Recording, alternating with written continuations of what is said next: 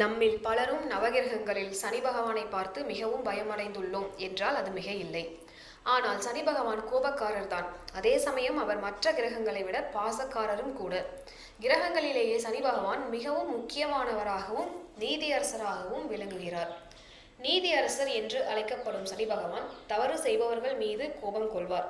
அதே சமயம் நேர்மையான சரியான விஷயங்களை மட்டும் பிறருக்கு தீங்கு ஏற்படாத காரியங்களை செய்பவர்கள் சனி பகவானை பார்த்து பயப்பட வேண்டிய அவசியம் இல்லை. யமதர்மனின் சித்திரகுப்தன் நம் பாவ கணக்கை எழுதி கொண்டிருக்கின்றார். அவர் சளைத்தாலும் சளைப்பாரே தவிர சனி பகவான் நாம் செய்யும் காரியங்கள் ஒவ்வொன்றையும் பார்த்து கொண்டிருக்கின்றார். அதற்கேற்றாற் போல அவர் கண்டிப்பாக அவரின் பெயர்ச்சியின் போது கொடுப்பார்.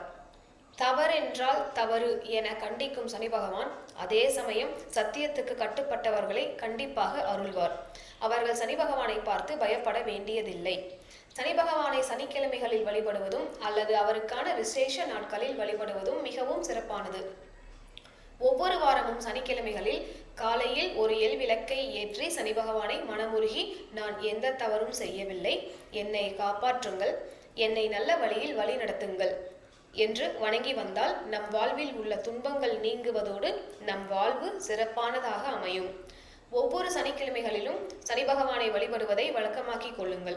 சனி பகவான் நம்மை பிடித்தால்தான் பிரச்சனை. நாம் அவரை பற்றி கொண்டு வழிகாட்டு என வழிபட்டால் நம் வாழ்வு செழிக்கும், துன்பங்கள் அகலும். நன்றி.